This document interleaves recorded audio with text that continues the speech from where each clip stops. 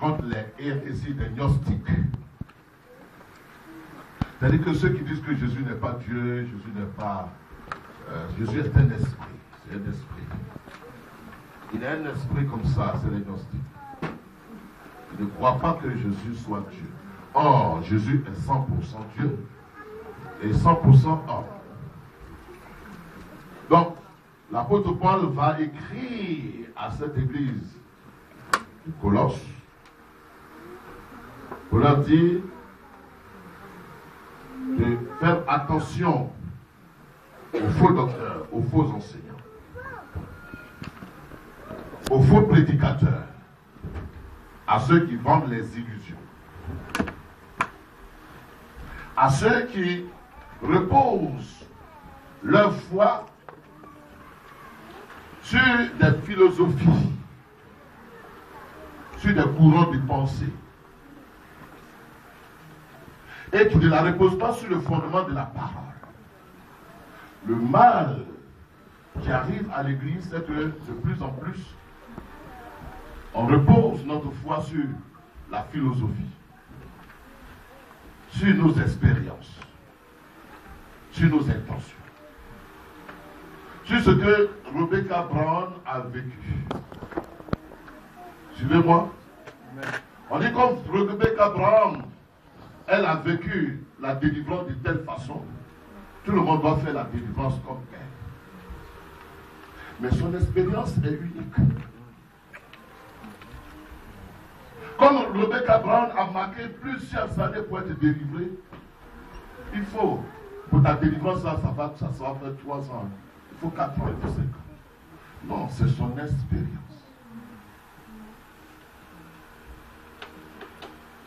Et ça ne veut pas dire que moi je suis possédé. Elle a été oppressée, mais elle n'est pas possédée. Ah non, j'ai vu des chrétiens comme ça. Donc ce n'est pas sur les expériences qu'il faut fonder notre foi. Tu comprends?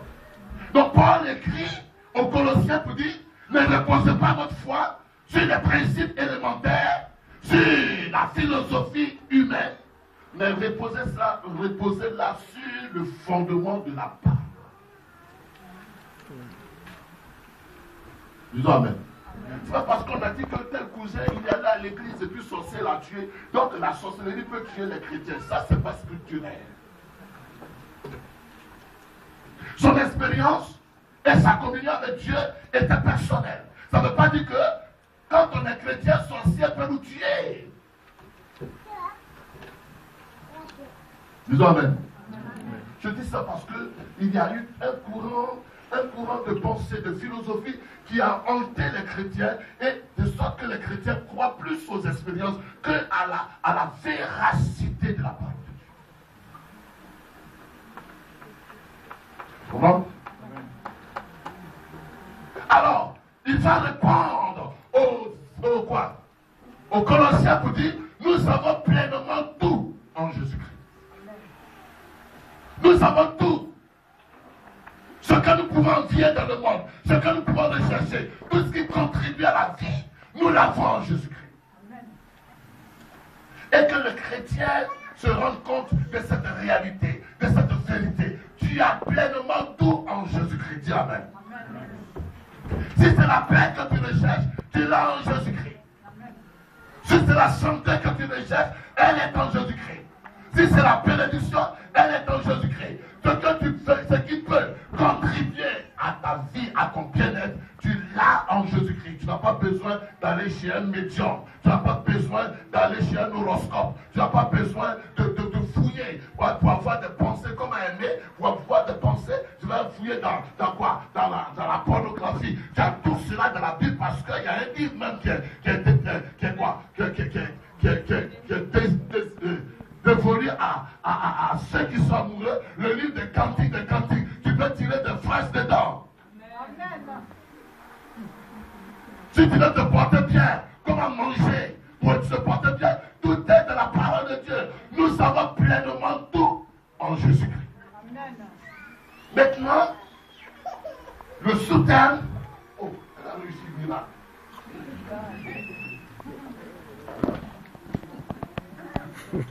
Donc si on essaye de ne pas encore partir. Alors, nous sommes en train de voir progressivement pourquoi la parole de Dieu promet que nous avons pleinement tout en Jésus-Christ. Et dans la réalité, on ne sommes pas cela. On a l'impression que le christianisme ou les chrétiens sont dans l'illusion. Ils sont dans la théorie. Oui, pasteur, tu dis que nous avons pleinement tout en Jésus-Christ. Cependant, moi j'ai encore des problèmes d'attaque. Cependant, moi je suis trop pressé. Les démons me fatiguent trop. Cependant, j'ai des réalités devant moi. Alors, nous sommes en train de parcourir les quelques raisons qui font que ce à quoi Christ destine le croyant n'entre pas au bénéfice de la bénédiction. Et nous avons dit, en premier, la raison première, c'est le manque de consécration. On a fini ce morceau.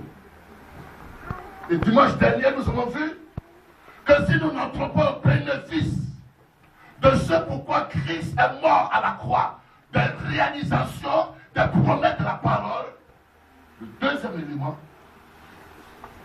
c'est que nous ne comprenons pas souvent la vision pour laquelle nous sommes conçus. Parce que Dieu apporte la provision, Dieu apporte les moyens, Dieu donne le potentiel lorsque nous sommes inscrits dans la vision à laquelle nous sommes appelés. Donc, il ne s'agit pas de demander à Dieu provision. Il ne s'agit pas de demander à Dieu de l'argent, de la bénédiction. Seigneur, donne-moi un mari, donne-moi une femme, donne-moi ceci, donne-moi cela, donne-moi une position. Ce qu'il convient de demander à Dieu, Dieu, tu m'as appelé sur la terre pour faire quoi? Amen.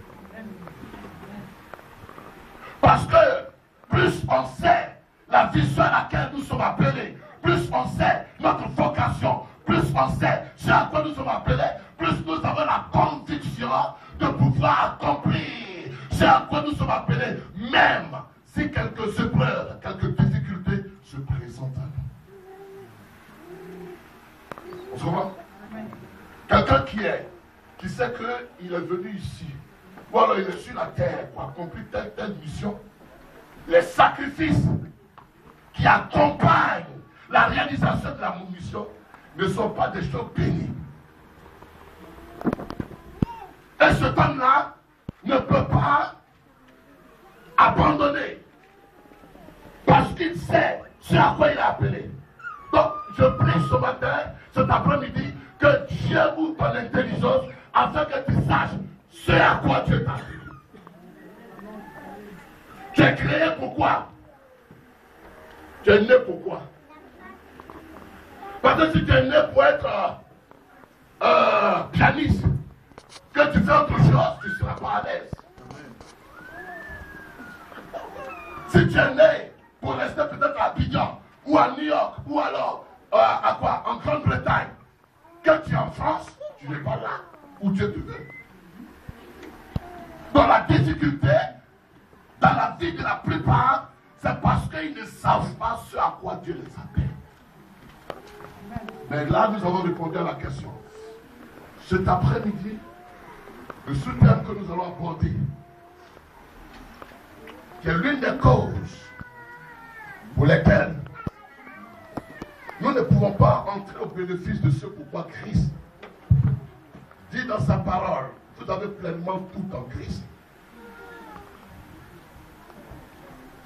C'est comprendre le concept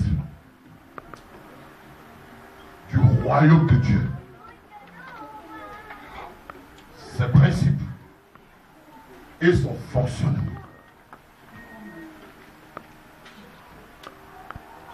Au fait, ce que je suis en train de dire, pour être simple, pour me faire comprendre. Quand Jésus est mort, il a tout accompli. Même Colossiens, que nous avons lu en Colossiens 2, verset 8 et suivant, il va dire que Christ a effacé l'acte dont les ordonnances nous condamnaient et qui subsistait contre nous. Donc de façon légale, nous ne sommes plus sous la malédiction. Amen. Devant la juridiction de Satan, il n'y a aucune raison pour laquelle je dois être tenu dans la